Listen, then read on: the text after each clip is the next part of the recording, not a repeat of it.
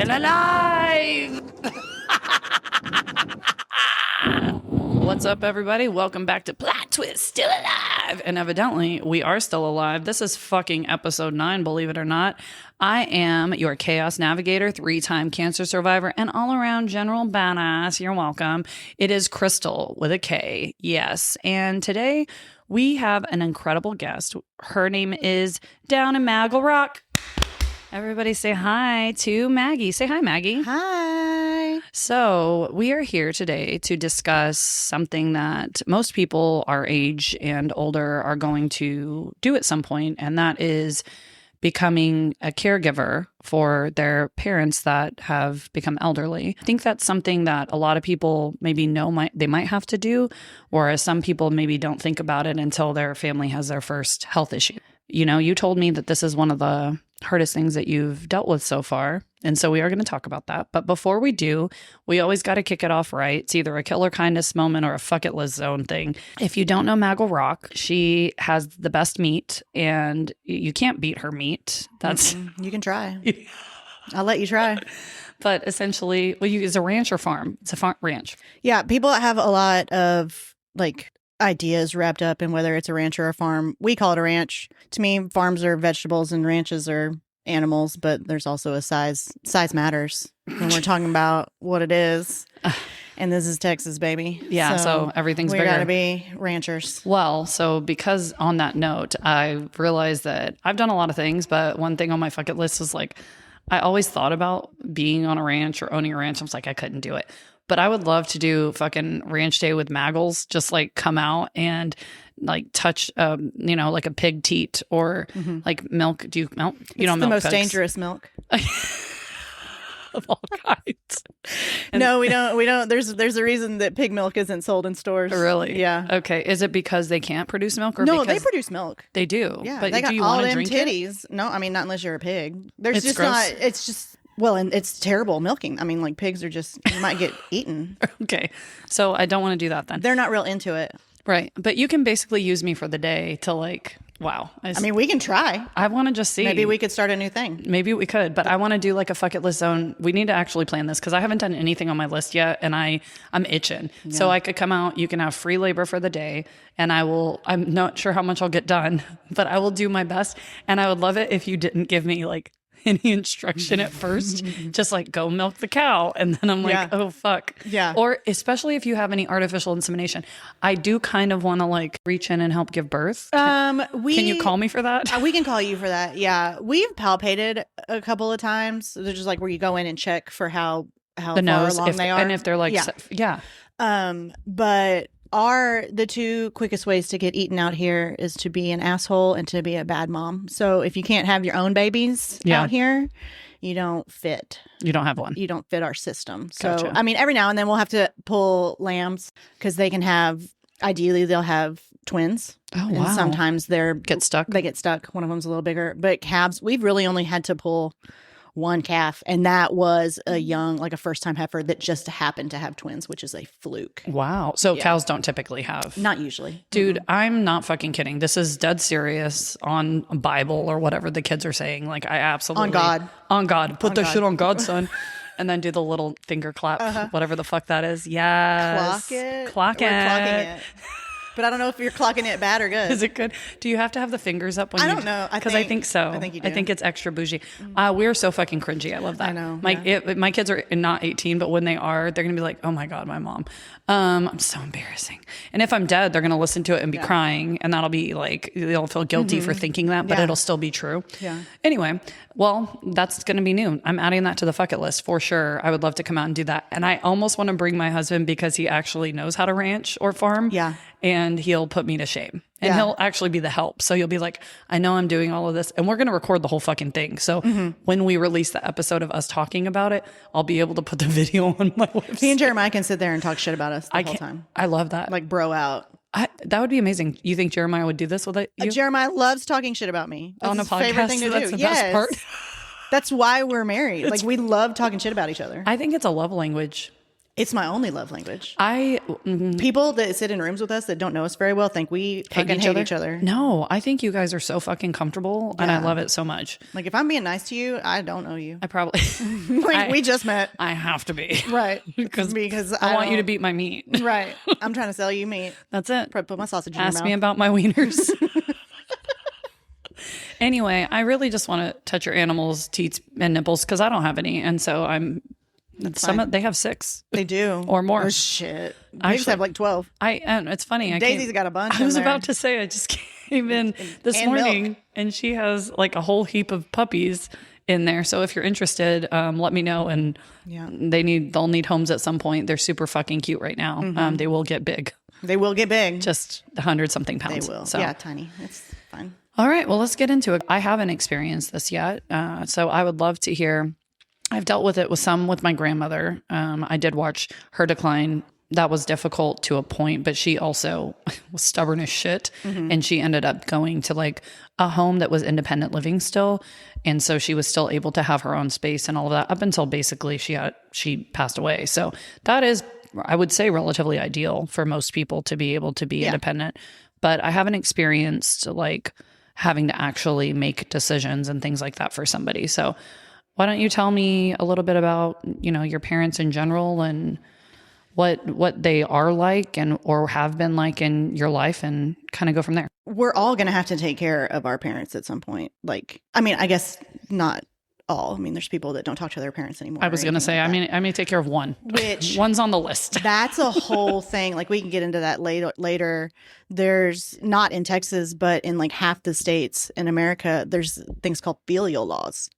Does it require you to do it? Even if you are no contact with your parents. You're kidding me. You are financially obligated to take care of all of their bills after they pass away. I've never heard of this, really? Yes. Yeah, it's not a thing in Texas, but like in this journey, I've learned a lot of things, and I'm lucky in some ways. I'm an only child, which was fucking rad till like 5 years ago. Up until now. It was great. Highly recommend My parents asked me if I wanted brothers or sisters, and I was like, fuck no. You made the call. I made the call. And mom was like, I made every call. That's why I liked being an only child so much. Like, my parents think they're great. They are great parents. They think the sun shined out of my ass my entire life, which is probably they built a monster. They're not wrong. Well, that ass girl. Now Jeremiah's paying the price for. He loves it. For that. You've stayed married. We have, because I told him to. That's why. Clearly, there's a pattern here. Compliance is what I'm shooting for. Key. Yeah, it's key in all relationships. Just need to fall in line. But yeah, one of the things that I've learned is like, while doing it alone, I'm not really doing it alone. When I say that I'm doing it alone, I have a fantastic support system around me. I recognize it as being alone, which is important to talk about, because I know that a lot of people in the situation will also feel like that they are doing it alone. But it's easy for me to recognize in other people, like, you're not doing this alone. You have other people, like, don't feel like you're alone. But also in the same time, it's like, I'm doing it alone. It's your parents, though. Just because you have support in it doesn't mean that they understand exactly what it feels like to be their child. Right. So it's alone in some degrees. It's just like when people supported me through cancer diagnosis, they're not still going through it. So there are times that you do feel very alone. But that's also why, to me, it was really important to find people that have also done it so that I don't. Because when I talk to people that have endured cancer, specifically the type I've had, gone through the treatments I've gone through, it made it I felt like I was understood, or people saw it. We didn't really have to talk about it. It's like you see that. So I don't think there's anything wrong with you saying that. You're not discrediting the people that support you. Right. Not in my opinion. Right. And, being an only child, a lot of people that go through this have a sibling, or something.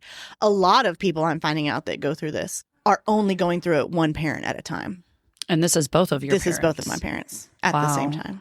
That's extremely overwhelming, because typically one parent will be able to help with the other parent. Like, my parents still live in their home independently. Right now, we did move them out closer to us against, again, compliance. Only child got what she wanted. But my dad was falling. It was I was like, that was the last straw. We're selling your house. You're moving out here. Well, my parents have always been very capable and independent. My dad, for a long time, was the senior operations manager for FedEx. of the hill country Oh, wow. in San Antonio. When he was still there, he retired when I was in college. He was always running things. He like logistics and systems and operations. Like that was his deal. And my mom was always very active. Yeah, they were just always doing things. They both worked. First of all, as a loved one, it's hard to always recognize like, wait, my dad could do all these things. A lot of people think their dad's like the strongest, most, hardy person. They could do anything, or their mom, or both. You don't look at your parents having health issues or different things occur. And so once it starts happening, sometimes people have a hard time or even in denial about like, no, it's probably not that bad. And the second thing is, especially if those people have always been independent, they don't want to give that up. And it's scary to them because they don't necessarily see it. And you're kind of fighting an uphill battle, which is totally valid if you put yourself in that shoes. Because for me, I think that too. I'm like, if someone wanted to take my car away or take my keys or tell me I couldn't drive or I had to move, those would be difficult things to try, deal with. Your kid telling you that? That's hard for me to reconcile that my dad was so... he was the guy. And it's not like the guy for a little company. He was the guy for Federal Express. For FedEx. For FedEx. The people that have the guys that do thirst traps on TikTok now that I may or may not watch. Right. Yes. I grew up with those guys. That's not real life at FedEx. I hate to tell you that. I'm sorry. But, he goes from that to last night he called me at 10:45 because he couldn't figure out how to make his TV work. Yeah. That's huge. That's a huge difference. And it's hard, it's hard to put those two people in the same box. They're the same person. Right. Yeah. They were both great, active. My dad he had diabetes, like every dad. Most of us, most of our dads. Most every human, yeah. Ticks all the old man disease boxes, Heart problems, shit like that. Yeah, CPAP, and diabetes. And he'll live till he's 90 if it was just those things. If it was just those things, yeah. We can medicate it. We can manage it. Right. That's if I had $1 keep for having every your beer time. and keep having your red meat. It's fine. Right. Don't bring red meat into this. Okay. Red meat didn't do this. I love it. Crystal. Sacrilegious in this house. But we're about to get kicked out of here. I'm so sorry. Please let me touch Red meat fixes this. Can I touch your cow's teeth still? I apologize. Okay. You have to so pray to the sacred cow. So yeah. So it all really came to a head about 3 years ago. We were living out here. They were still living in Seguin. When we had our kids, they moved. I'm originally from San Antonio. So they still lived in San Antonio. When we had our first kid, my mom quit her job one day. There's a very low barrier for someone to piss her off at her job for her to quit to be with my kid as much as she could. Yeah. Because you had sunshine coming out of your ass. I had sunshine coming out of my ass. She needed to be in it. Only child, had now had her first child. That was obviously the second coming of Jesus. So clearly, my mom had to be there. She's joking, y'all. For I'm anyone joking. Who would take that. No, he's not the second coming of Jesus. He thinks he is now. With at a 14. mullet? No, that's the second one. The other kid. That's the other one. But so they moved out to Seguin to be closer to us. Gotcha. My dad had retired. I had just gone to their house one day to pick up the kids because they were over there. And my dad had big scabs on his face. And he was like, hey, look what I did. I took a header in the driveway. And at one point, my dad weighed around 300 pounds. At that moment, he weighed about 150. So he'd lost half of his body weight. But not on purpose. It was kind of like a failing to thrive situation. He and my mom were sharing one Dairy Queen chicken basket a day. What? Or just snacking. Food was never really there was a lot of fast food. I ate fast food all the time growing up. My mom was not a big cook. My dad was at work. I don't know. I guess maybe that's subconsciously why I like to cook so much or taught myself how to cook. By the way, side note, squirrel for a minute. You cooked for me when I was recovering from surgery. And was it carne asada or it was some sort pork, of green chili pork was tacos. Some of the most delicious fucking tacos I've ever had in my life. I'm not kidding. Drew and I were drooling. And then we were like, is there more of that? We were fighting over leftovers. And that man doesn't really eat leftovers very often. Yeah. But this bitch can cook. So Thank clearly, if you didn't get it from your mama, but that's okay because eating fast food, you probably wanted to kind of do the opposite. Yeah. I mean, I ask my mom all the time, or she asks me all the time, where did this come from? What gene did you get this from? And I was like, I don't know. Maybe it skipped 2 generations, or I don't know. Because grandma didn't cook either. No, not really. Okay. Not really. We'll get into her in a second. Okay. But her sister did. So I tell her that I got it from her. When I saw that was the day where it was all right, we're putting this house on the market. Yeah. Y'all are moving up here by us. There just happened to be a rent house in the neighborhood that's right behind the ranch. So they live like 2 streets away. My dad had been having mobility issues. We just all assumed it was diabetic neuropathy. Because every time we go to a doctor, like I'm the historian of their medical records. Yeah. So I relive all this stuff. And every time it's just like, shit. It seems like this is all just now happening. But really, when you think about it, like he was having trouble walking me down the aisle in 2010.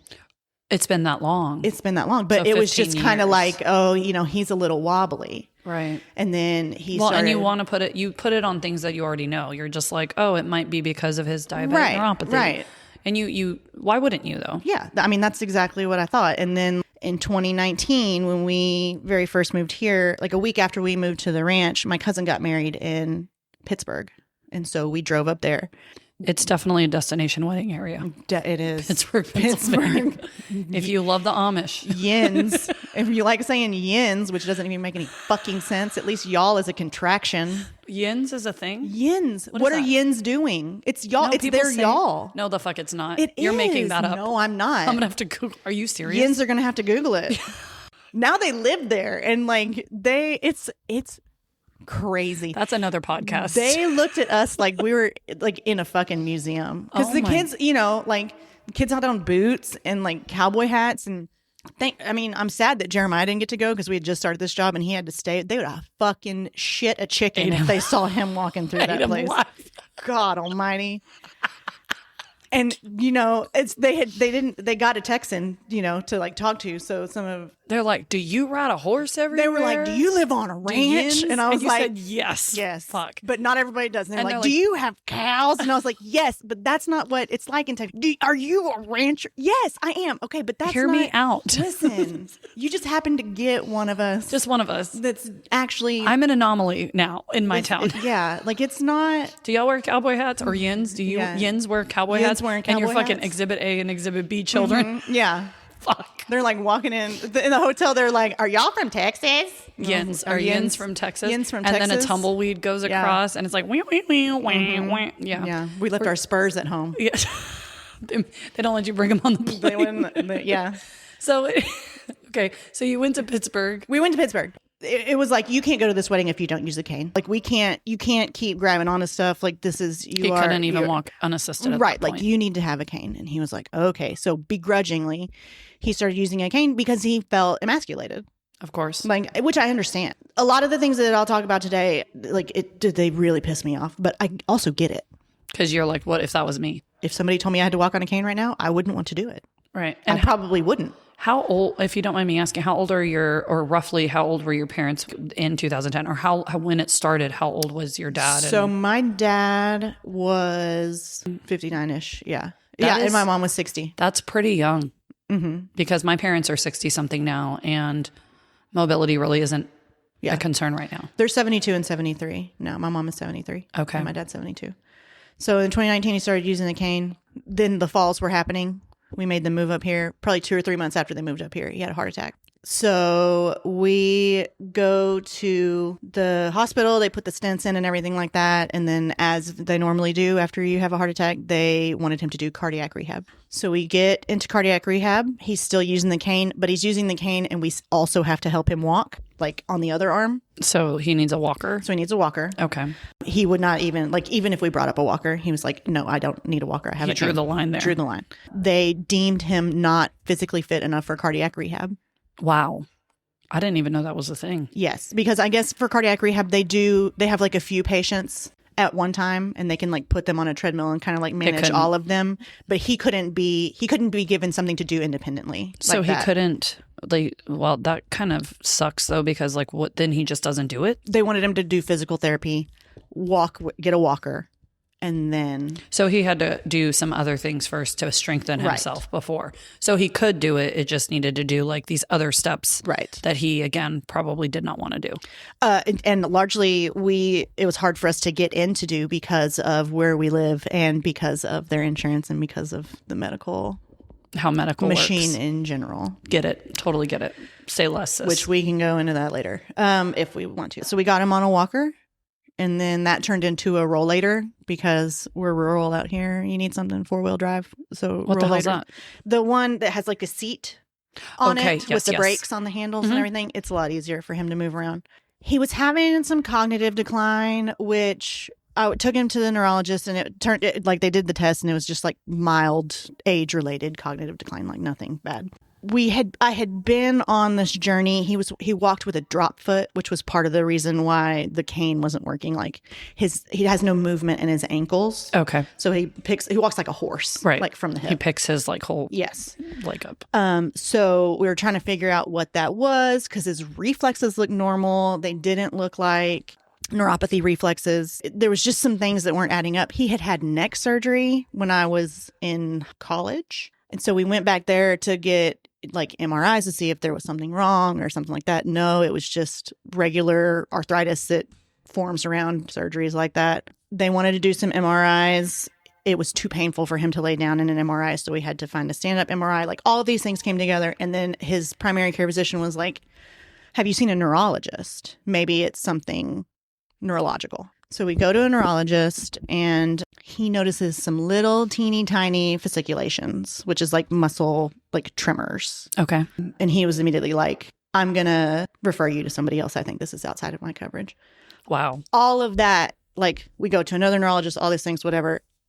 He gets diagnosed with ALS. So how long was the time frame for him to figure that out from the time you've noticed like issues? Was that like a year, longer, shorter? Year and a half, maybe 2 years from the heart attack. Wow. And that in itself is like a whole like mountain to climb. It's a like, whole thing. just to get a diagnosis. Yeah. So ALS is commonly called Lou Gehrig's disease because that's what killed Lou Gehrig. Mm-hmm. Yeah. And I had a friend in college whose mom had ALS. She actually passed away while we were in college. So I knew about it. I knew it was a neurodegenerative disease. Mm-hmm. What I didn't know is that ALS is an exclusionary disease. So you go through all these tests. We did like 5 rounds of stand-up MRIs. We went through all of this testing. And if they can't pin it to something else, That's how you get diagnosed? They diagnose you with ALS. What? Yes. So it's like none of these check the box. This is ALS right. then. We can't figure out what it is. It must be ALS because there's so little known about ALS. That's crazy. I didn't know that's how they diagnosed it. Yes, I didn't Holy either. shit. But luckily, at the UT Health and Science Center in San Antonio, they have an ALS clinic that's run by a neurologist that is apparently the ALS neurologist for planet Earth. So, yeah. So they're like, it's the specialist of the specialist. The specialist. That's great to know for people that might have, this is again, Yes. like I try to give people things that they can maybe potentially learn. So if you're having issues and you're looking to do, if you even think this is a possibility, that is the place to go. Yes. So the original neurologist that we went to is in New Braunfels. He referred us to one that's in San Antonio that used to work with the ALS clinic. He did muscle testing and like these things where they listen to your muscles with What? like the electrical systems that go through your muscles, and it's like pins, like acupuncture. It was all kinds That's of wild. stuff. Yeah, it was wild. He was the one that made the final determination. Like, I think I'm going to refer you to the clinic. Gotcha. And let their neurologist see if this is what it is. And they're the ones that wanted us to get the MRIs and everything like that. And it's intense. They see you as often as they need to, as where you are in your disease. Right. So we go like quarterly, but it's 1 to 5. Like, I was going to say, what's the staging? Is it like a staging thing like cancer? you go, yeah. So you go to, they put you in a room in the ALS clinic. It's the whole neurology is the whole 8th floor of this building. They put you in the room, and then you see everybody: neurologists, respiratory therapists, physical therapists, OT, speech pathology, and then there's some that you don't see all the time, like neuropsychology. We Right. only saw them. We saw them like the 3rd visit. The thing that didn't make sense to me about an ALS diagnosis is that ALS gets you pretty quick. It's like 3 to 5 years usually, Yeah. and it's pretty 0 to 60. It's aggressive. It's aggressive. It moves quickly. Right. So he had been having these since 2010, like mobility issues since 2010. And I was like, and his reflexes look normal because ALS reflexes are just like wild and crazy. Like you can't control them. Well, because there is diabetic neuropathy, and that was normalizing. So he didn't have neuropathy reflexes or ALS reflexes. That's why they were normal. So it was like canceling each other out. Yes. No shit. Yes. Well, again, people don't always know this. They go, oh, it might be this, or it's probably that, or they don't have the same signs and symptoms. Right. And some people are the anomaly because of that. You don't know until you know. Right. And I guess that's why they keep it as an exclusionary disease. Makes sense. But like the length of time, just some of the things at this, not the last time that we went to clinic, but the time before, we had been seeing the other neurologist. And then the 2 times ago, we saw for the first time, like the specialist neurologist. And she was looking over some stuff. And that was the same time that we saw the neuropsychologist. And she was like, there's some things adding up that don't add up specifically to ALS. And my question was, if this is an exclusionary disease, like the whole point of an ALS diagnosis is because you couldn't put him into another diagnosis. How do things not fit with this diagnosis? Like if this is the catch-all, what else is there? Yeah, like what do you where do we go from here? What do you mean? The whole point of this diagnosis is because you couldn't figure out what the other diagnosis is. And she said, we're not going to like he's in the clinic. We want him here. This is part of the research that we do is these things. But it does seem that there is a very specific cognitive decline that happens with ALS, and his was very different. So then we got admitted to the Alzheimer's clinic, which is on the same floor. They work together, obviously. Right. Recently, within the last couple of months, we got an Alzheimer's diagnosis also. So is it that they're overlapping? They're overlapping. So he's getting treated for both now. He's going to get treated for both. I don't really see that as a negative. I don't either. And, it's... Because some people go and they have nothing and they get nothing and they have all these problems and no doctor will give them a diagnosis. And it sounds like he's having the opposite where he's getting multiple diagnosis, but he's not going to be a typical ALS patient or a typical Alzheimer's patient necessarily because they're overlapping and some of his other health issues are causing an opposite effect essentially. Right. What complicates this is my dad is very much a quantity over quality when it comes to life.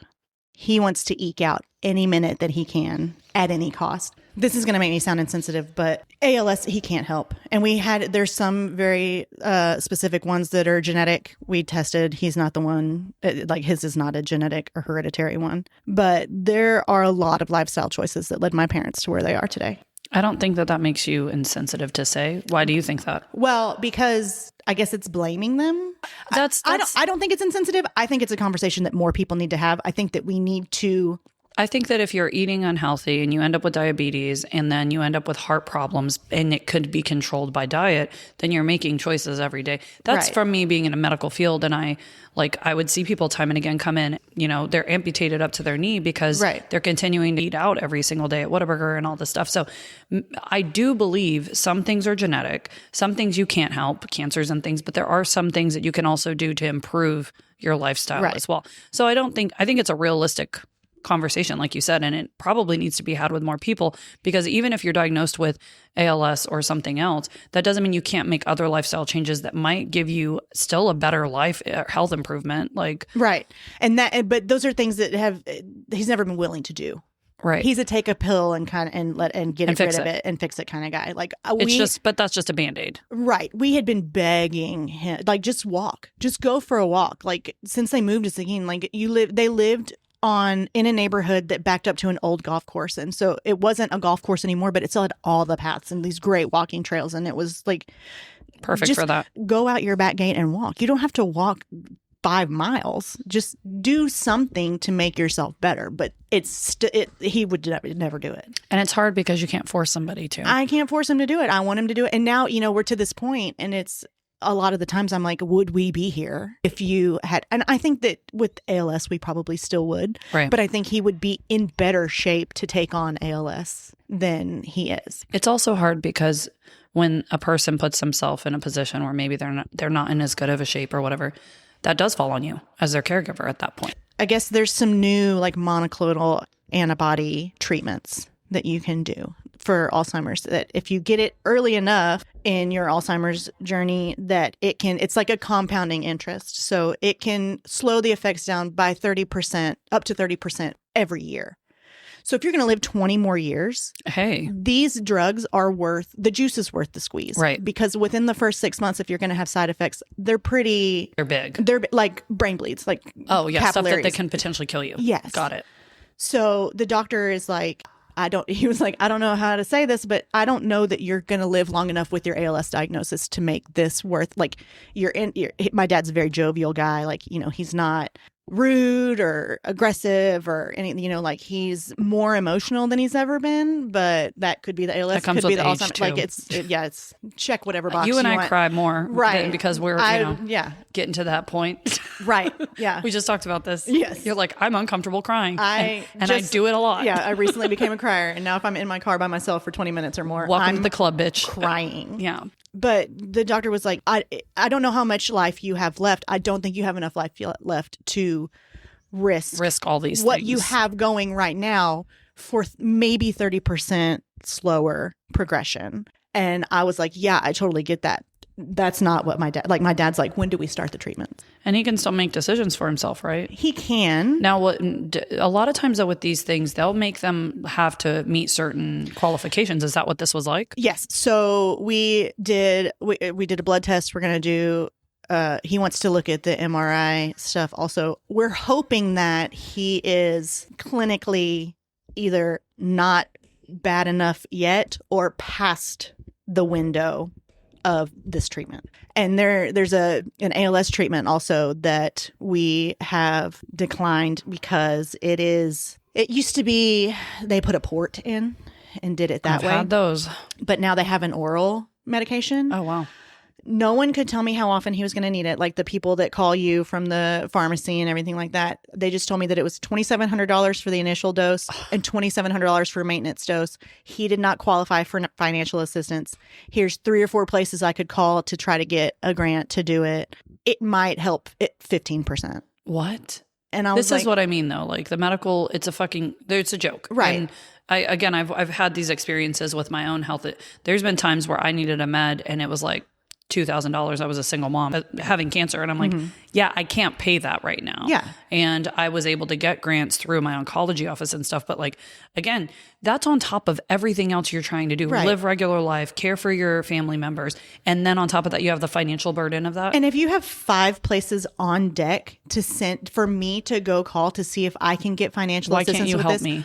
Why is it that much? Right. If this is an issue that clearly a lot of people run into, why can't you help me? Right. Why can't we make this affordable? And my parents, like, they have money. They're not, like, we're not financially in a bad place. But you said you don't even know how many times. Is it like, right. What's a maintenance? And Once a week? Once every couple weeks? A month? I was like, what's the dose? Once a year? Yeah, we can do $2,700 for once a year. And she's like, well, I can't tell you. I'm not the doctor. And I said, well, the doctor also can't tell me. So that's a lot of variable. Too many. Right. So I was like, we're not going to, I don't think we should do this. I'm not telling my dad, like, no, we're not doing this. But I'm like, I don't think that this is the right answer. I don't think that for maybe 15% per year, maybe that's worth it. Yeah. This isn't even a 50-50 chance. Right. This is very small. Right. Yeah. I get that. And it's not reversing it. Right. Or maintaining it. It's slowing it down. That's the thing. Like none of it's a cure. None of this is a cure. None of this is a reversal. And he really just like hangs on to this idea that he's going to be back. He's always like, I just want to be back to where I was. I want to be back to where I was. And it's like that's not an option. This is quality of life. Like we're trying to maintain. I will say this, and this might come off as insensitive, but I feel like I'm allowed to speak because I've had health issues, because I've watched people go through different diagnoses, things that are terminal. I think that a lot of times their family have a harder time accepting that they might have a terminal disease. I've watched family members be in denial up until somebody's on their deathbed before. I actually commend you for having a realistic view, which even if people think it's insensitive, to me, it's realistic. I mean, if they don't have a cure for something, that doesn't mean they get to give you like, hey, you have a time frame and this is it. We're not we go back to meat. Right. We're not meat. You right. can't give me an expiration date. And every person's will to live can carry them a lot longer than a lot of people think.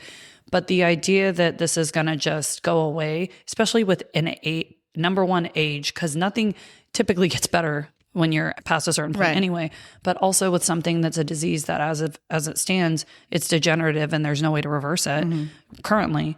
So I think it's actually very brave of you. And I know that has to be a difficult conversation to have with somebody who has the opposite view and they're the one going through it. Yes. Yeah. It's not easy. In some ways, the Alzheimer's is a blessing. That makes sense. Because we have these conversations and then it affects him, but only for a very short time. Now, we had to have the conversation over and over again, but that's hard on me, not on them. Right. If And that that's makes sense. huge. But I think I would be sadder about it, maybe more in denial about it, if my mom wasn't also declining. So you've had to almost accept it, like you're being forced. I just don't have time. Yeah. And by the way, it's okay that you're fucking crying. It's totally, you're going to make me cry. It's all right. Like, that's so fucking human, babe. This is a fucking lot. And the crazy part is, like, knowing you're such a, like, happy, positive, optimistic person. And so having to do this is kind of forcing you to deal with things that are extremely difficult. And you're fucking doing your best. Yeah. Still alive. Plot twist. Yes, plot twist, bitch. Still alive. Still alive. Some days I'm like, how? What the Yeah. fuck? And that's, when we look into, like, when we were talking about filial laws and power of attorneys and all that stuff, I've been looking into assisted livings and things like that. It's so hard to find assisted livings for couples because usually either one of them has already passed away or one of them is still okay. So there's no In between? there's just What, no for two for people? two people. Like, to go into your mom a little bit, what is happening with her health wise that Hers is dementia. And dementia and Alzheimer's, the good thing about them is that they are getting a lot of attention. Like, there's a lot of research in there and everything like that. Here recently, I've been telling Jeremiah and the kids that I'm just going to go ahead and put myself in a nursing home, like right now, so that they don't have to deal with all of this because it's fucking coming for me. They're like, no, it's not, like it's a lot of lifestyle, all this stuff, which is true. I truly believe that that's a big part of it. it used to really make me, like, pissed off when people would say, like, it ran in my family until it ran into me. It's like, okay, shut up. Wow. Okay, we're not there. What but- Instagram reel did you just watch? But I do think that we have the power, in these things. There's a lot of research talking about dementia being type 3 diabetes, and it's fueled by sugar. And so my grandma, my mom's mom, passed away from dementia. My great aunt, the one that I was talking about, I learned to cook from, just recently passed away from dementia. My mom's sister, who is 3 years younger than her, is 2 years at least more advanced in her dementia than my mom is. And now my mom has dementia. So, but from what I can see, the only thing that makes me different from them is that I don't have a sister for it to also kill. Yeah. So you're looking at it like that could be me. Right. Which is normal to think. Right. But the lifestyle argument can be made for all of them but my great aunt. So she was like a healthy. She was healthy. She cooked meals. She was out in her gardens, like, up until the last couple of years. I have no cancer in my family. Yeah. And I've had cancer 3 times. And I know now that radiation caused the other 2. But I also think there's something genetically that my body is just predisposed. I've also had family members that have been smokers and alcoholics their whole lives and lived to 90-something years old. Right. So it really just depends on the individual's makeup. There is a combination of both. And at the bottom line, end of the fucking day, it isn't going to hurt you to be a healthier person, to eat more fucking salads, No. to eat healthier, to be more active. It will help you. People always think that anything, especially medically, is all factual. Well, this is everything you know. It is always being studied. The shit they were doing 20 years ago, they're not doing now for a reason. And in 20 more years, they're going to find something else. So it's not all just black and white. There's so much gray. There's always new things coming out. And in 20 years, who knows what we're going to find out about dementia.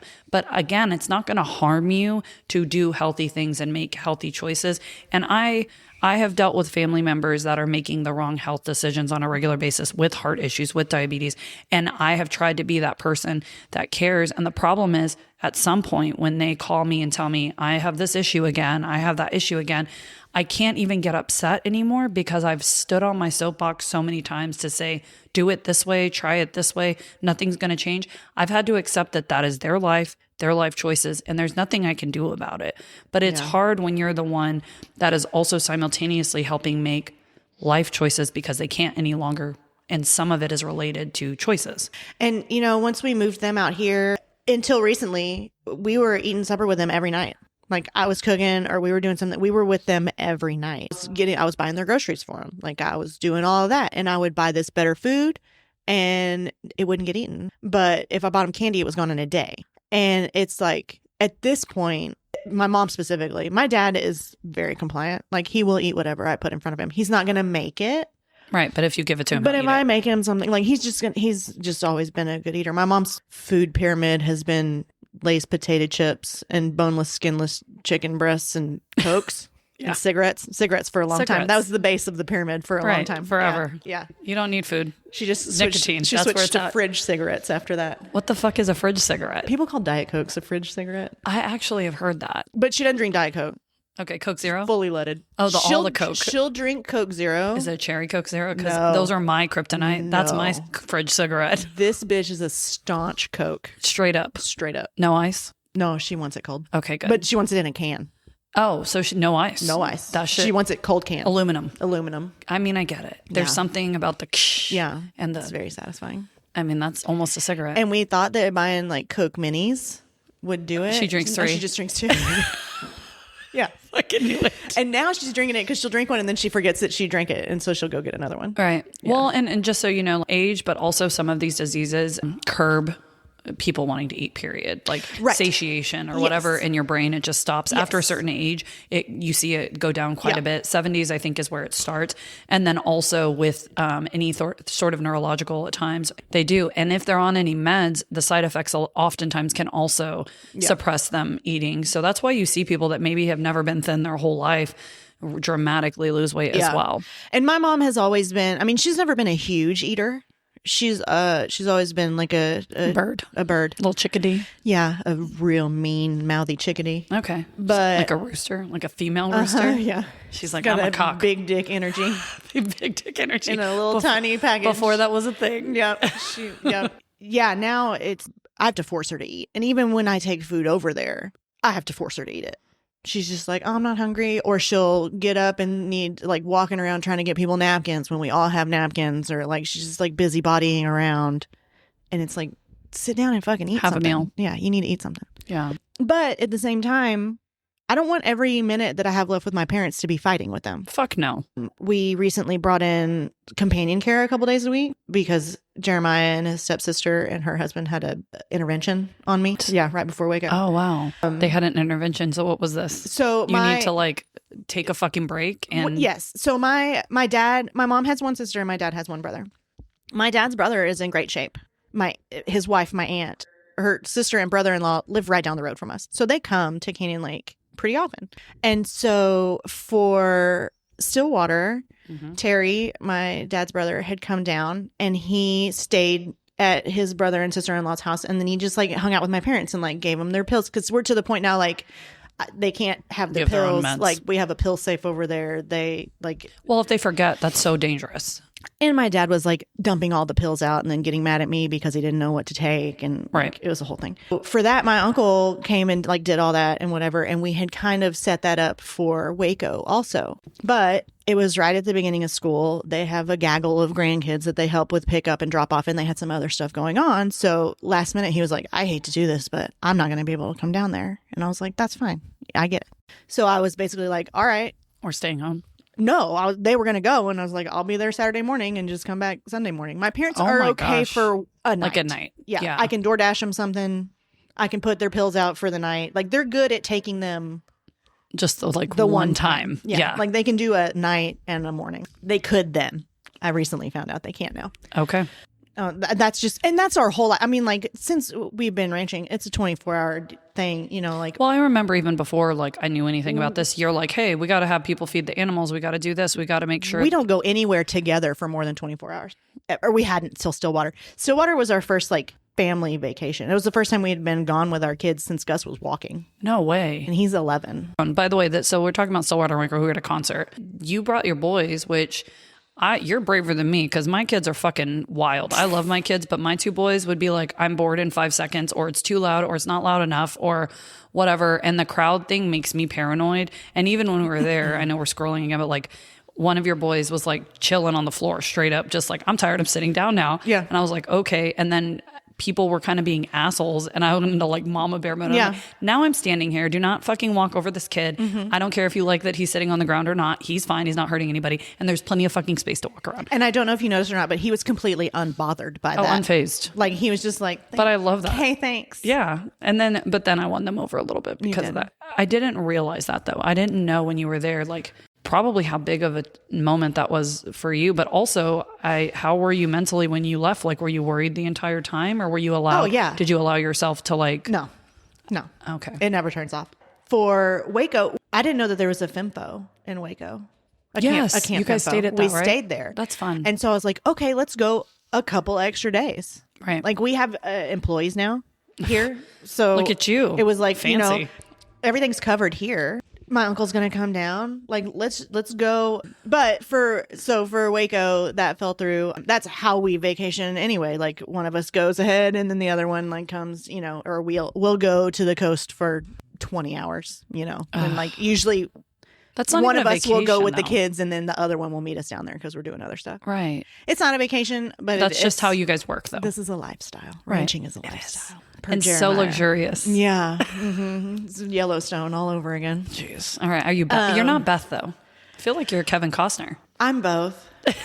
It can be both. I'm both. Duality. So right before Waco, Jeremiah's uncle had passed away a month or two before that. And we were going to go back to Weatherford to have a celebration of life. That's where Jeremiah's from. They all, his whole family still lives there. His stepsister and her husband had moved to Weatherford. They have kids that go to OSU.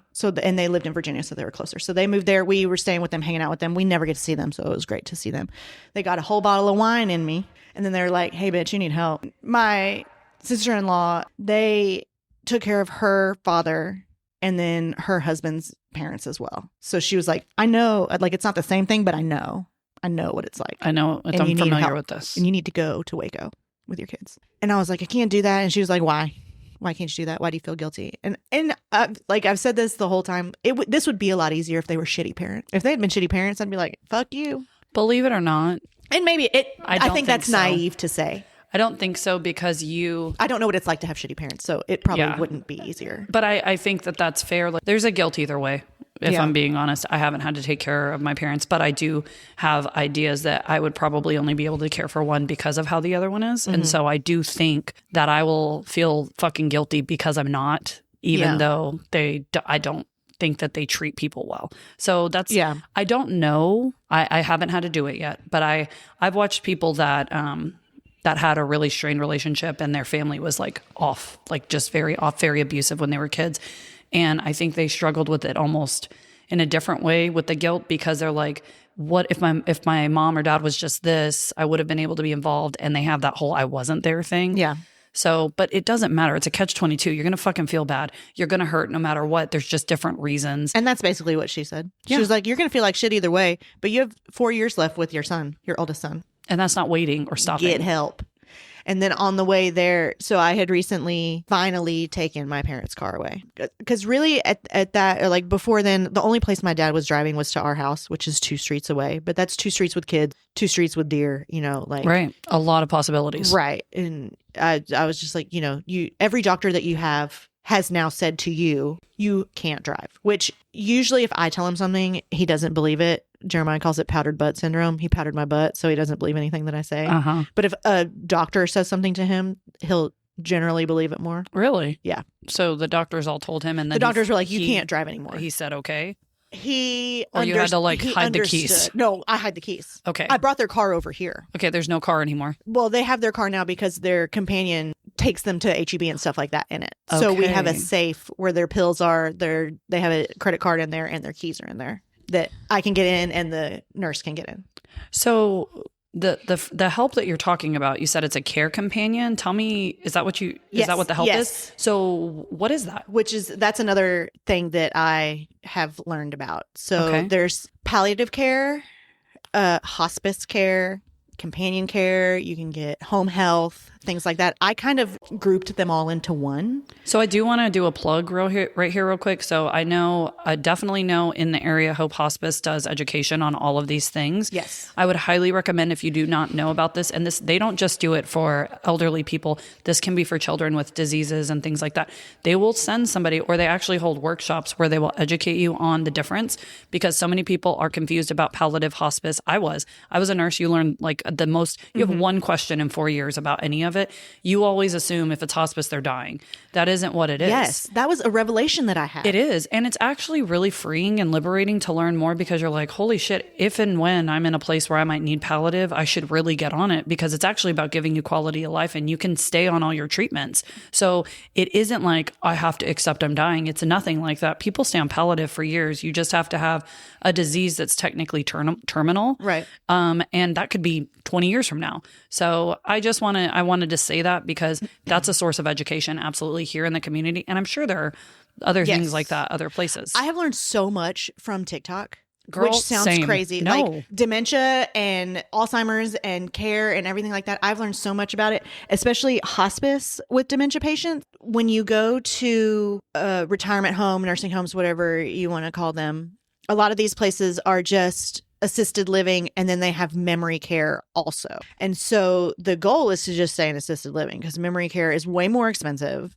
And from what I understand, I mean, it's necessary. I'm sure that not all memory cares, just like all retirement homes, all assisted livings are not terrible. You know, and like they're not all bad. No, they're not all bad. Across the board, memory care is more expensive.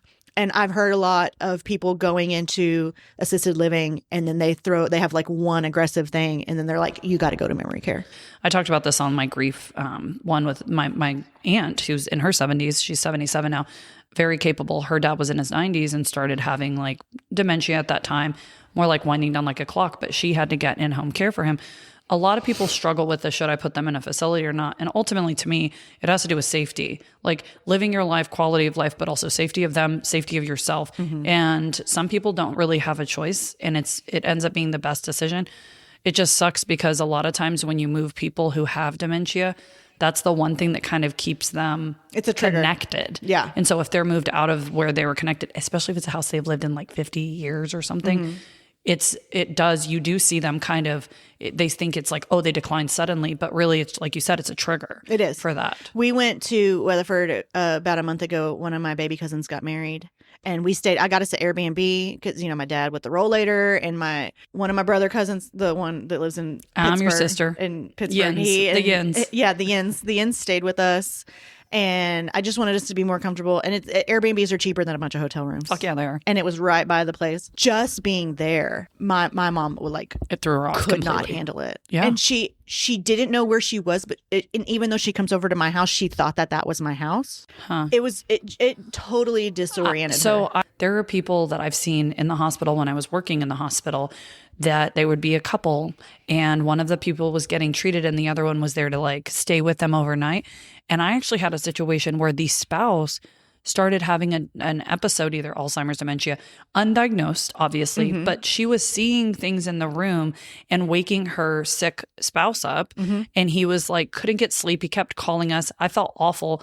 And then I had to actually call her family, because at night you tend to have sundowners and people, if you're not living with your parents, you wouldn't fucking know this. Yeah. So they seem fine. But this obviously I think had been going on for a little while, because he seemed to be familiar with it. Yeah. I had to actually, because of safety reasons, she was wandering into other patients' rooms and stuff. It was very serious. Yeah. I had to call the police and say, listen, I don't want anything bad to happen. I just need to figure out how to get in touch with her other family. She wouldn't give me any information. Mm-hmm. He wasn't able to. So I had to like track down her family to come. They were completely oblivious. They had no idea because they don't live with them, and maybe she hadn't had a fall like your dad did, or there was nothing like that they saw, because during the day in her home of 40 years with her spouse, everything's normal. Mm-hmm. Well, and hospital psychosis is a real thing. My dad had a kidney stone surgery before he really got down into the Alzheimer's, and still to this day, he has 24 good hours in a hospital. After that, he's calling me in the middle of the night because there's people in his hotel room. Yep. Like it's complete psychosis. And I had no idea about hospital psychosis. One of our very good friends was still a nurse working at that hospital at the time, and she was like, "Oh, he's got hospital psychosis." And was like, what is that? You don't know until you know, like I said. She was like, you're in a dark room in a place that you don't know. You can't get out of bed. Like, your mind just starts to go. There's and an alarm. Like, there's all this shit happening. And she said, and it happens to young people. Like, that's not an old people thing. Hospital psychosis is real life thing for everybody, for a lot of people. Yes. Yeah. But yeah, when it comes to like retirement homes and memory care, and I saw this with my grandma when she was in her retirement home, they are real squirrely with the medicines that your doctors give you. Like, let's say, for instance, my mom got to a place and they wanted to put her on Rexulti, which is a dementia drug that you've probably heard about it on TV. It's one of the really like popular commercials right now. It kind of turns you into a zombie. Yeah. Which my aunt is on it right now, and my aunt was eloping. Oh. So she needs to be on it. Yes. Okay. Again, that's a safety It normalized versus... her. Mm-hmm. Like, she pulled a knife on my cousin and crawled out a window. Oh, shit. Which is weird because of the two. It's like Shawshank shit. My mom was the athlete. Like, my aunt was built for comfort. She wanted a soft bed, and she would walk. She was a big walker, but that bitch wasn't running anywhere except to a Starbucks. Got you. To get her drink. And now she's like jumping out the window. And then I was like, I can't believe she had the physical aptitude to crawl out a window. That's crazy. Poor. Right. And again, it's so off of who they normally are. Right. So, but if I got into a situation where I didn't want my mom to be in this zombie state, and I talked to her doctor about Rexulti, or taking her off of, or, doing something with her medicine to make her quality of life, make her more comfortable or something like that better. A lot of retirement homes and things like that just won't do it. They're like, this is what the doctor said. So you have to have it. You have to have it. You have to jump through a bunch of hoops to change it. But in fairness, or what? You bring in hospice. Oh, because hospice nurses can't. They supersede that because hospice. I always thought that, like, when you call hospice in, they're circling the drain. Nope. Like, not even that's close. It. But all of these people that have their parents in memory care are calling hospice in because hospice nurses have the ability. The whole deal is quality of life. They can give pain meds. They can give, yes. Like, we have a friend they're taking care of her husband's aunt. She lives with them. She has a hospice nurse because of the doctor. Her doctor, they can't. And my friend is a nurse. And she's like, this stuff, like, it's not working. We don't want her. This is no quality of life for her. And they call hospice in. And because it's a diagnosis, like a terminal diagnosis, yep. She qualifies for hospice and everything is better. How fucked up is it that you have to find loopholes within the healthcare system to get your family the proper and appropriate medication? Yeah. That's insane. And I wish we had known that for my grandma. You're already paying to have them in this facility, especially if it's memory care, an extra amount to have them there. And these are like specialist areas. And I get from like the nurse perspective, a lot of those nurses, they have to follow a doctor's order. If you don't, you can lose your license. So I understand that part, but the actual facility could make it, like, if hospice can do it, there should be other ways to go about that. Yeah. And a lot of these facilities, like, if you are on more than 5 medications, they charge you per pill extra to put in the box. But that's because healthcare isn't about caring. Right. It's not actually about caring. And I get it. I mean, like, they have to stay in business. I understand that. They're not hurting for money. I know they're not hurting for money. But, like, I understand when it was my grandma, it was hard for me to take the nurse person out of it. Right. I was like, fuck that nurse. She doesn't give a shit. That nurse is doing her job. Like, I understand that nurse's hands are tied. Like, it's not them. And I told them. It's the system itself. It's the system. And like, you're just trying to keep a job and feed your family. And I understand that. And I can't even imagine where my brain would be if I was working in a memory care unit at a retirement home every day. Like, I would just want to be getting people taken care of and getting home. Like, I get it. But you're already charging more for memory care, which is more labor intensive. I get it. Then you're going to charge per pill over 5 pills, which I don't know anyone over 70 that's not on 5 pills. Fuck no. Because they have blood pressure issues, heart problems, diabetes. Yeah. That's like just all 3 already you need 5 meds. That's nuts. Even if they want a fucking Tylenol, I bet or most of them need some sort of stool softener or something regular. Yeah. Those are just little things. Like that Reno 911, the green pill makes me happy and the red pill brings me down. And this one makes me poop and this one makes me not poop. That's exactly, that's how it is. That's where the line is crossed in healthcare. And again, we could go down a fucking huge rabbit hole about that. But so you learned about, to kind of circle that back, you've learned about all of these things and the care companions And you said TikTok is one of your resources. I gave Hope Hospice as a resource. So since you've brought in these people, which you said around Waco time. August. It was August. So when we were on our way back from the celebration of life, that was right after I had taken their car away. And my mom sent me a text message. She thought we were starving them out. That's why I took their car away. Oh. She was like, gee, thanks for taking our car and starving us out. I love it when you leave town and leave us without a car. And I was like, I didn't leave town and leave you without a car. There's food on the way. This was in the middle of the afternoon. We left right after the service. Right. So I was like, we're going to be back in time. We're going to eat supper with you. Like, it's not a big deal. Yes, your car is at my house. I didn't steal it. It's just at my house. And then that was the first I fucking hate you text message that I got from her. You got an I hate you. And I was still on the fence about it. I was like, listen, I don't fancy myself a rational person, but I can be rational sometimes. And I understand that I probably do need to get help. I just don't know that I need to get help, right? That text message, I was like, fuck this. That's I'm getting too help. much. That's too much. Because and I know that's not her. I know that's not her But talking. that doesn't make it any less personal. It's your mom. No, I know. So you're going to fucking feel a way about Right. it. And that's too, like, some of my barriers are when they don't know who we are, when they start saying that they hate us, which I don't think my dad has ever said he hated anything in his entire life. He's just not that kind of guy. If he hasn't talked about hating his mom, he doesn't have the capacity to hate. Aww. I'll say that. That was like my that's mom. a straw that broke the camel's back. Yeah. And that's a low barrier because my mom is pretty aggressive. Now, again, sun shines out of my ass. She's my ride or die. Right. She would never, ever, like I think she would kill someone if she heard them saying that they hated me, like treating me bad. And that's why I'm like, that's not her. That's not her. That's the dementia.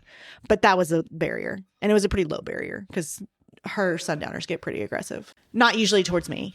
Well, it doesn't matter because even if you're the caregiver, you have caregiver burnout at some point. Yes. And that's essentially what it sounds like. Yeah. That was just like the final, like, yes, I am caring for you night and day. My whole life revolves around caring for you and still making all of my life work, which I would imagine, like most people, you put them at the forefront, they're at the front burner, and everything else works kind of around them at some point. I mean, yeah. But the problem is you can't do that forever because you have kids, because you have a husband, because you have a business you're running. Right. And if you don't do these things, everything fails. And that was in my brain, like, who's not sending me a text message that they fucking hate me? My kids. Yet. They might someday. Knock on wood, bitch. Knock on wood. The oldest one's haven't only had that 14. either. I haven't had that either yet. But they, I feel like I have to capitalize on the time that they still want to hang out with That me they while don't. they still want to hang out with me. Mine still want to snuggle. And I I'm know. like, this is weird, but I love it, sort of. Mullet Man sat on this couch the other night and we watched a Christmas movie and he held my hand the entire time under the blanket. Those are my kids. They fight over it. It's kind of annoying, but I also... The older one isn't. I appreciate it. I mean, like, they still hug me in public and, like, give me affection and everything like that. No, but you're right. Like, you start comparing it and you're like, holy shit, I'm taking all of this time away. And even if you don't want to be angry in the rational part of you or hurt, you can't help but be hurt by that. That is a lot to take on. And the fact that you were probably doing what Maggie does, suppressing that shit so that you could just get through. I'm just going to get through it. I'm just going to get through it.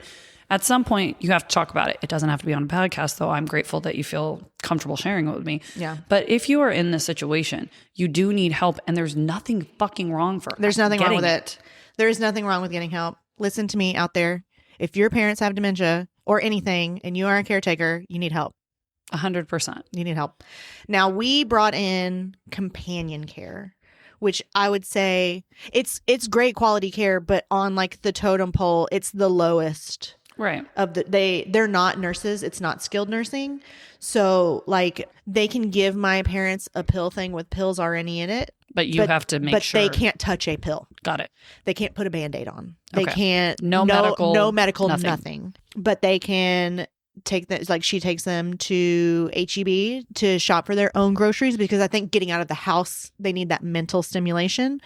They Yes. only want it from me, but it's like, no, you got to get it. Like you need it. So even if it's not for me. So like one day she takes them to HEB, they do the grocery shopping and then they go out to eat. And then the other days they come over just, it's a 4-hour minimum. They come over, make sure they have supper and put their pills out. And then, like if they need help with the laundry or they need help with anything like So that. it kind of sounds like an adult nanny. Basically. Yeah. We call them the babysitter. There it is. But they're babysitters. Yeah. But now, like what we've been running into, I just found out my mom is like barricading herself in her room when they come over there because to her, the only possible reasons why I could be bringing in companion care or care in any form is because either they're about to die or I don't love them anymore. And it's like, no, I just need to fucking eat in my own house with my kids. I talked about my grandmother going through this. So my mom and her sister, their mom, they all still lived in Arlington. We lived in San Antonio. My grandma, and I was in like junior high when my grandma moved in with my aunt and uncle and my brother cousins. So I didn't ask a lot of questions. Like I didn't even think, I never thought like, why didn't Nina come live with us? Like, was there a conversation? But she didn't. I'm guessing my grandma made a case to want to stay in Arlington because that's where she had lived forever. I don't know that though. What I do know is that my mom wasn't like fighting to get her down here. So neither one of my parents took care of a parent. So they don't know what this comes So with. they don't know. My dad's dad had a stroke. He was coming down to San Antonio to, at that time, my uncle and his wife still lived in San Antonio. So he was coming down to see all of us, got to their house, had a stroke in their driveway. Oh my God. So he went to a rehab facility in San Antonio and we did go and see him nearly every night. But there wasn't, and I'm sure, I'm not trying to underplay any emotional distress that this put my parents in. Right, I of mean, course. Like, but it's not the same as being a caregiver. It's not the same as being a caregiver. Right. And making medical decisions. And the only one that's able to make medical decisions. Right. In spite of them maybe not wanting certain things and fighting you. Yes. All and of everything. All encompassing. I am their parent now. I was going to say, it's like having two other kids. It's like having toddlers. We call them our toddlers. But they're dangerous toddlers that are physically capable of doing things. Right. And the hard thing is that they also have all this life experience. And so like in the behavioral and the mental things, like they are that way, but they're completely unaware of a lot of that. Right. And you still have to approach them as, quote, your like elders, probably to get anywhere with them for the most part, like telling them what to do, taking their shit. Because again, you said you put yourself in their shoes and you're like, that would be fucking hard for me. Yeah. But also, again, as a caregiver, it's fair that you feel burned out, overwhelmed, or like they're fucking having two more kids. Yeah. Like that's fair. My younger cousin, I'm in between my two brother cousins. So the younger one came here. He was taking a truck back. He still lives in Arlington. He came down here to turn his truck in. Their office was in San Antonio. And I told him, I was like, I don't know the conversations that went around, Nina, and living with y'all. And, like, why I shouldn't come down here. They didn't split custody or anything like that, But knowing what I know now after taking care of my parents, I can't believe that your mom still had a relationship with my mom. Wow. Because she didn't take care of any of the care. And I said, and I want to make sure that your brother, who lives very far away, like you don't feel that way. Right. Which he doesn't. My other cousin is very, like, he's handling the paperwork part of it. Like they are a team. And I could be just really overly sensitive about it. I don't know. But I know that I didn't have to grow up with a dementia grandma in my house. But I'm seeing now in my kids what I'm sure my cousins had to go through. And it's terrible. I can't imagine, because they were about the same age. And I can't imagine how hard that was for them, because my kids love my parents. Like there was a time when the only place they wanted to be was their house. But now they can't wait to just stay home and eat here without them or go somewhere without them. And I remember how I felt about my grandma. Like, I wish I could go back and not be such a shitty teenage kid to her. You were a teenager. Right. And I keep telling them, like, one day you might regret how you act around them, But also, you're fully right I get it. I understand. I understand your feelings around it. Well, and you're probably a different mom because you're having to be a complete caregiver, again, for the people.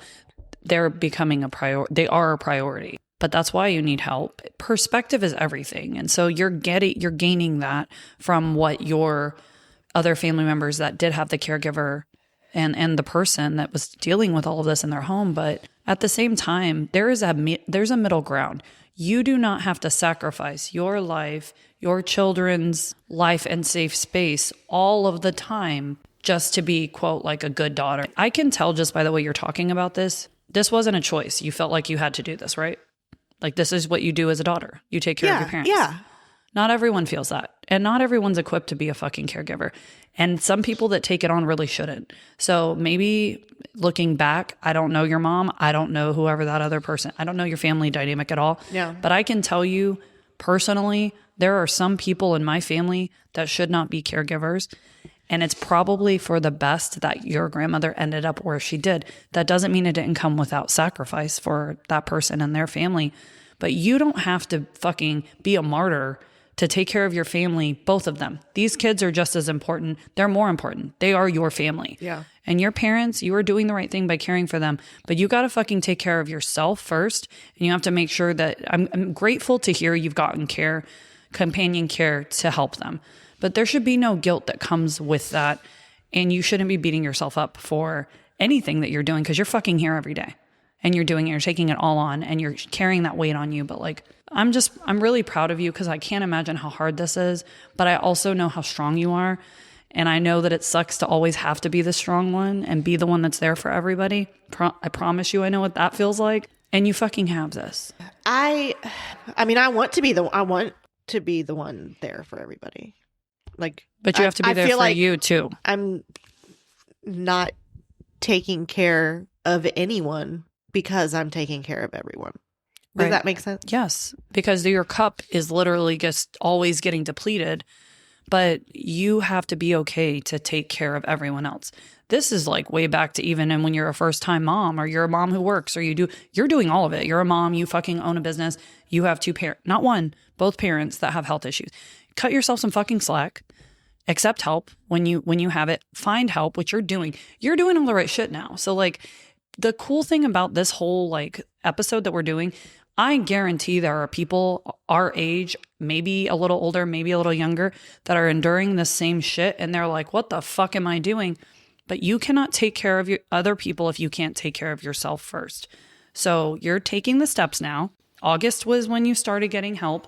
Whatever that intervention was clearly worked. Just a box of wine. It was my jihad. That was my companion care jihad. That's right. And I'm proud of you. I'm very proud of you and keep doing it. You cannot sacrifice yourself and everyone around you to be a caregiver all of the time. There will be sacrifices. That's part of it. Your kids are going to be teenagers. They're going to do the same shit that you did. They're going to regret it later. You're going to be like, oh, that sucks. You're giving them the foresight to say, hey, look, you might regret this one day, yada, yada. And they might. But at the end of the day, they're also going to see that their mother took care of everyone and was there all the fucking time. And they're going to be so proud of you. And you don't have to worry about who's going to take care of you because I guarantee those kids you're setting an example for. But they also you guys don't have to sacrifice all of your family time, all of the things that you do together. That's crazy. You can't do that. So keep fucking doing what you're doing because it sounds like somebody broke through to your ass. And it sounds, I know you stubborn bitch. Whatever. But no, nobody tells me how to live my life. No, sunshine out of your ass. You're the one. You tell people. I tell people. You're the boss bitch. I am the boss. Yeah, you are. And I am too. So like. We're the co-bosses. We're co-bosses together. You know, I again, Maggie, I didn't know this at all about you. You do such a good job of, I don't want to say fake it till you make it, but it is. It's not even fake, it's surviving. You're like. Well, and I don't want to be like fucking Debbie Downer, like, oh, Maggie, what's been going on? Oh, well, my parents are dying and I'm taking care of them and I don't get to go to any of my kids' stuff because my dad went to the hospital again and blah, blah, blah. Can we fucking normalize being that friend? I mean, we can normalize being that friend, but maybe I just feel like it's all I fucking talk about. And I don't mind talking about it. I think the reason that there are so many people in the sandwich generation that just get hit by a fucking truck is because no one's talking about it. I lived it through my grandmother and I still was not fucking ready for it. We all joked and was, just like, well, when it's your time. My mom and my aunt were like, when we get here, just put a pillow over our face and fucking sit on it until we can't breathe anymore. And now you're like, that's so illegal. I can't do that. And I was like, bitch, do you remember that one time when you said that? And now you're saying you hate me. Just think about that. 1 to 10, how much were you joking? Was that real? Was that real or not? I mean, it's totally fine if it wasn't real. I just want to make I really sure. hope this doesn't get pulled into some sort of court case. I don't want to do that. Yeah, I know. This is all jokes. It's a joke. Super dark humor. If you fucking part of this, we should have warned you in the beginning. Yeah. It's part of this. So I think that you're doing everything that you can. You're doing more than enough. Bitch, I talk about my cancer all the time. I'm literally Cancer Crystal. I'm making a whole podcast. I talk about my not having nipples in a ridiculous amount. Everyone knows. If people they're talking about how cold it is. I'm like, oh, I bet you're nipply. Tell me about it. Can you describe in detail what your nipples feel like? Because I don't have any. Like, so my aunt had a double mastectomy when I was in high school, and forever she didn't get any, like she didn't have any areola thing, anything like that. And she wore like an A cup. And when she got her first set of implants, she was like, I want the fucking biggest, cartooniest boobs. I've never had boobs. I want boobs. Yeah. Now. And me as a lifelong boob haver, I was like, no, you don't. No, you don't, bitch. You fucking don't. And she was like, I'll put the stretcher. Like they stretched her to put giant implants in. And and then like 2 years later, I was like, how's that? And she's like, I fucking hate them. I'm getting new ones. But she never got any nipple reconstruction or anything like that until her last set. But then she just got the nipple part. She never got the areola. She got the little 3D boop that they do. It looks like a pencil eraser. Yeah. Or like a skin tag. But she didn't do the tattooing. So I have opted out because you know how fucking great it is to not wear a bra. And I did want to go bigger. I'm like your aunt. I never had breasts either. And so I was like, let me do that. But the implants that were bigger didn't fucking take. So I ended up with all those issues. If you haven't heard my story about my second diagnosis, Frankentitties, it's our first episode. That's mine. But I will do one on this third diagnosis because that's where I lost my nipples. Right. I actually kept them. So I got to keep them for a long time, but I was like, at this point, they have cancer in them. They got to go. So people have asked me, are you going to get the tattoos? And I know some girls, Perky in San Antonio, they're incredible. They do 3D.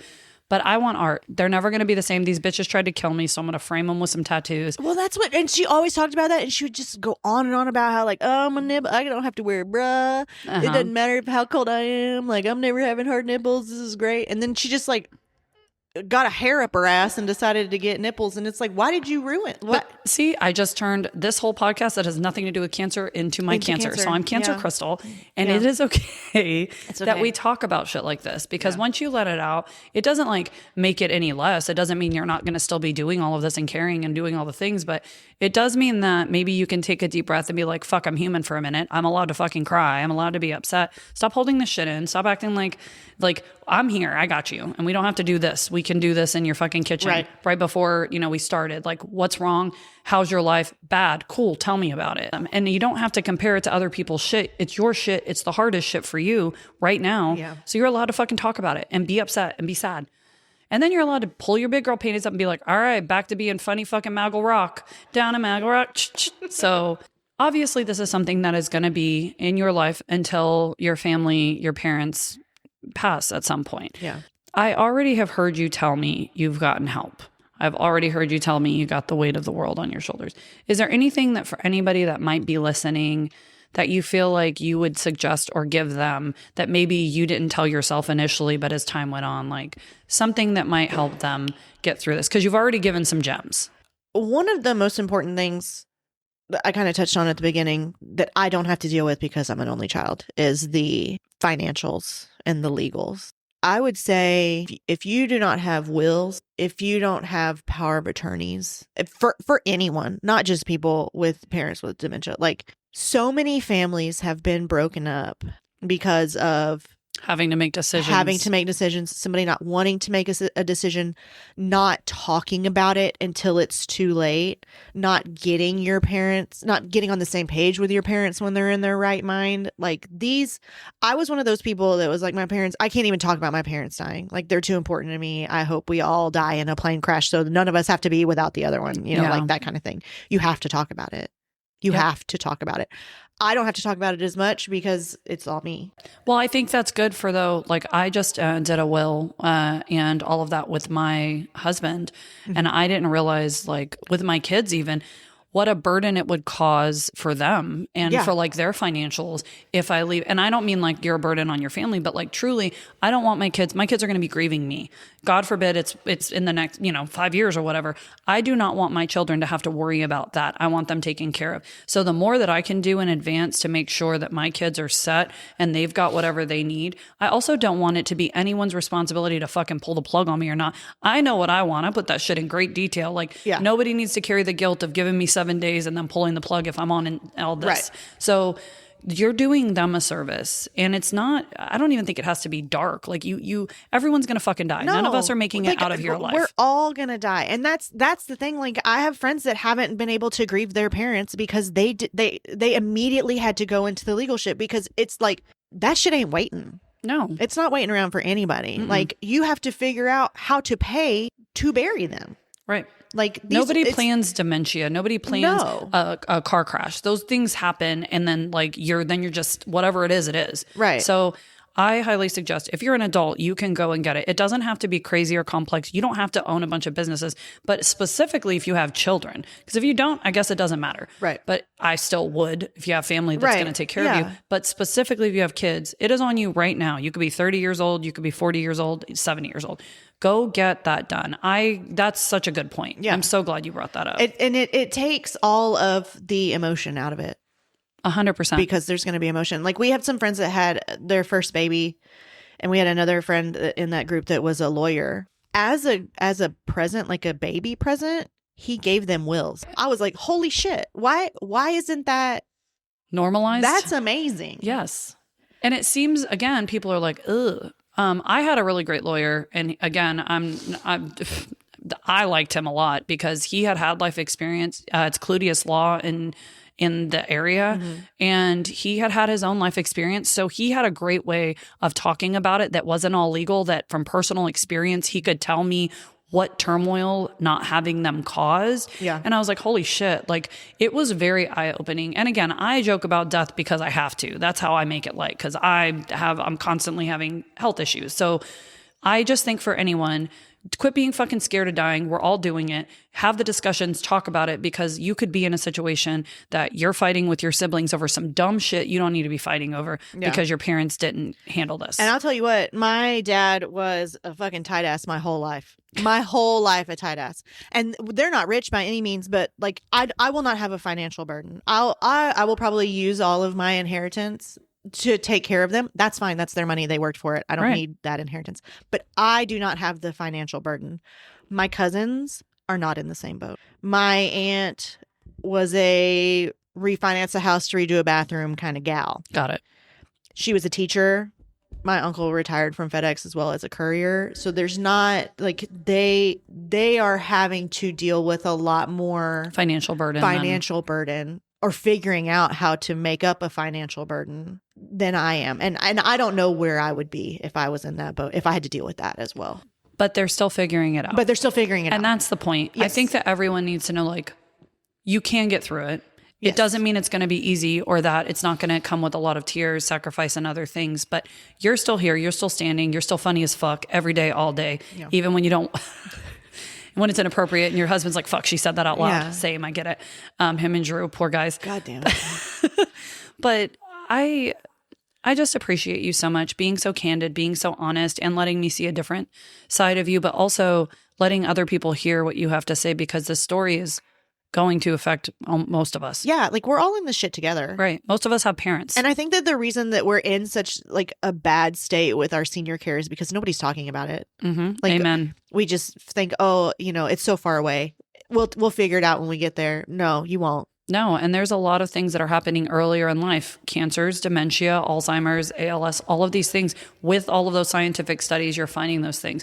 I have friends that have family members that have early onset dementia from TBIs they had from playing sports. So like, oh yeah, all of the shit that 20 years ago wasn't a thing is now a thing. Yeah. Like I said.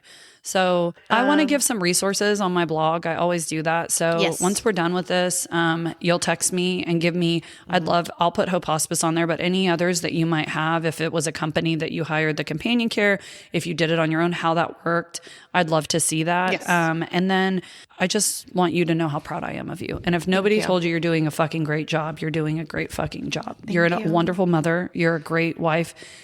Jeremiah's lucky as fuck because the sunshine does come out of your ass. It does. And really does. He better bask in that shit. He does. He looks tan, so I think he does. Yeah, as tan as a redhead can get. Exactly. He's very pink. Exactly. He looks burnt. That's what I meant. Dark That's what I pink. meant. I have albino kids too. I get it. Yeah. And I'm just I'm fucking grateful. And I'm here. I'm your friend. I got you. And if you have questions or you feel connected to this, please reach out. Facebook, Instagram, Plot Twist Still Alive. You can email us, plottwiststillalive@gmail.com. And yeah, I'm excited to our fuck it list here at the farm or ranch. I will get with you soon. I'm going to wear some weird shit too, so just be ready. All the animals. I'm wearing assless chaps and a cowgirl hat. Whatever. Yeehaw.